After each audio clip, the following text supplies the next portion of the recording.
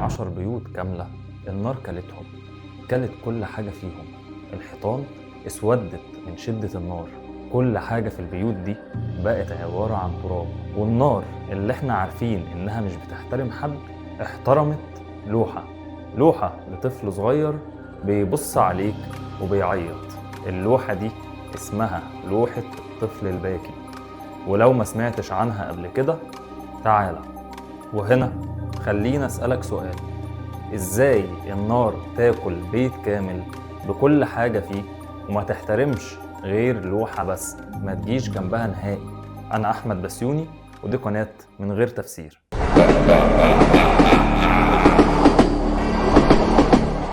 بعد الحرب العالمية الثانية أوروبا كانت بيئة خصبة للشائعات والأساطير، وده كان بيرجع لسبب الفقر والعائلات اللي اتيتمت والأطفال اللي شافوا حاجات أكبر من سنهم. وفي الجو ده الحزن كان جزء لا يتجزأ من الحياة اليومية، وكان سهل جدا إن الفن يعكس الوجع ده. ومن هنا ظهر فنان مختلف.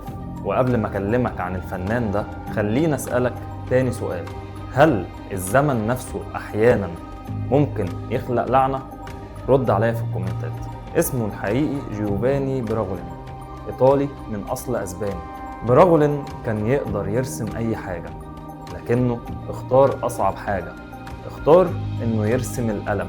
مش ألم مبالغ فيه، مش دم ولا صراخ، ألم هادي بس واضح قوي في عيون اللوحة اللي هو رسمها. وإيه اللي يخلي فنان يركز على دموع الأطفال؟ براغولين كان بيرسم لوحاته لكن باسم مستعار، كان بيمضي على اللوحات بتاعته باسم برونو أماديو. طب ليه اسمين مختلفين؟ محدش عارف. براغولين رسم سلسلة كاملة وسماها ذا كراينج بوي. أطفال مختلفين، أعمار مختلفة، لكن الفكرة واحدة، إن هو كان بيرسم الألم وكان بيخليه عبارة عن لوحات. كل طفل في اللوحات بتاعته دي كنت تحس إنه فقد حاجة غالية جدا عليه، مش لعبة ولا أي حاجة ماديا، تحس إنه خسر العالم كله بسبب نظرته اللي انت شايفها في اللوحة. وكل الناس اللي شافت اللوحة دي بتقول إن اللوحة دي مش بس بتبص عليك، انت وانت واقف قدامها بتحس إن اللوحة بتراقبك. ومن وسط عشرات اللوحات اللي براغولين رسمها طلع لوحة واحدة بس واتشهرت، واللوحة دي اتباع منها عشرات الآلاف، لدرجة إنك نفسك ممكن تكون شفت اللوحة دي قبل كده. اللوحة دي خرجت عن السيطرة، واللي كان موجود فيها مش طفل بيصرخ ومش بيتوسل أو بيطلب نجدة ولا مخبي وشه، هو بيبص مباشرة ليك، عينه في عينك، عينه ثابتة ونازل دمعة من عينه تحس إنها دمعة متجمدة. أحيانا نسخة واحدة كفاية عشان تغير مصير الكل. في سنة 70 وبداية سنة 80 اللوحة اتشهرت جدا في بريطانيا، انتشرت زي النار في الهشيم لأنها رخيصة وسهلة وشكلها مؤثر وشكلها كويس. واللوحة دي دخلت بيوت الناس من كل الطبقات، العامل الفقير، البيوت اللي على قد حالها، البيوت الغنية، ومفيش أي حد كان شايف أي حاجة غريبة في اللوحة دي غير إنها ديكور وبس.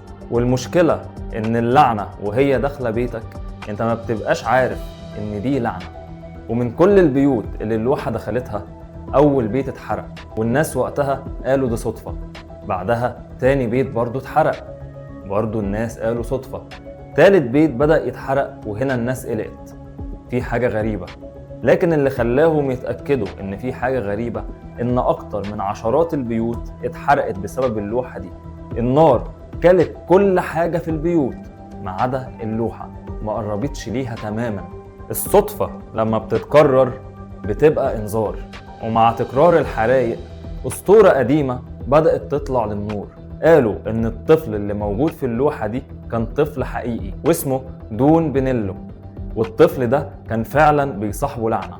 كل بيت يدخله كانت النار بتمسك فيه وتاكله تماما، لدرجة إن والد ووالدة الطفل ده ماتوا لنفس السبب.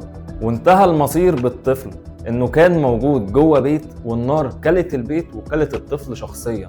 هل بقى الطفل ده كان لعنة ولا كان مغناطيس للمآسي؟ والأسطورة بتقول إن قبل ما الطفل ده يموت براغولين شافه وشاف الحزن في عيونه، فبرغل قرر انه يرسم الطفل ده عشان بعد كده الطفل يموت زي ما انا قلت لك. لكن الغريب ان بعد انتشار الاسطورة الحرايق زادت، لان احيانا الحكاية بتسبق الحدث. وفي سبتمبر سنة 85 جريدة ذا صن نزلت مقال بعنوان لعنة لوحة الطفل الباكي، وهنا الناس شافت المقال ده وبدأوا يتفاعلوا معاه، وبدأت تجارب غريبة تظهر في الموضوع ده.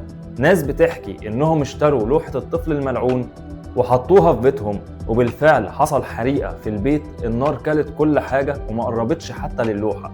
ولما الإعلام بيتدخل الخوف بيكون أسرع، والناس بدأوا يقولوا إن النار كلت كل حاجة ما عدا اللوحة، كأن بالظبط النار بتلف حوالين اللوحة من غير ما تقرب لها.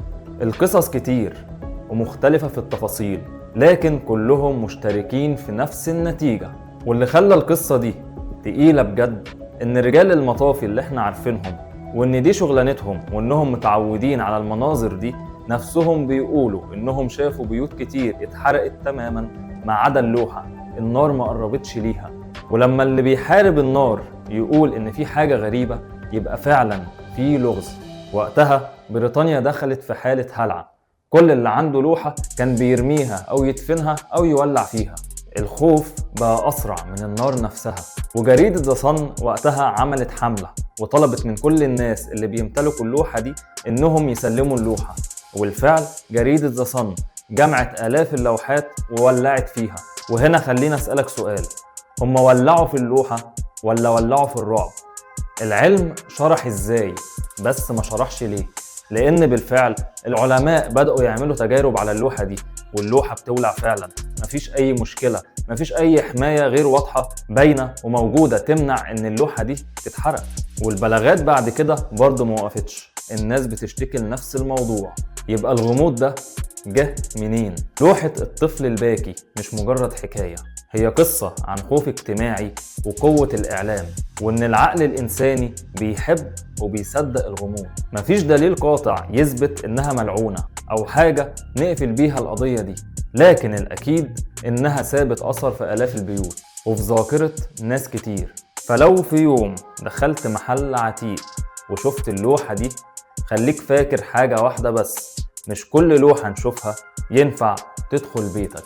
ما تنساش تعمل اشتراك ولايك وكومنت. اشوفكم في فيديوهات جاية جديدة غريبة. سلام.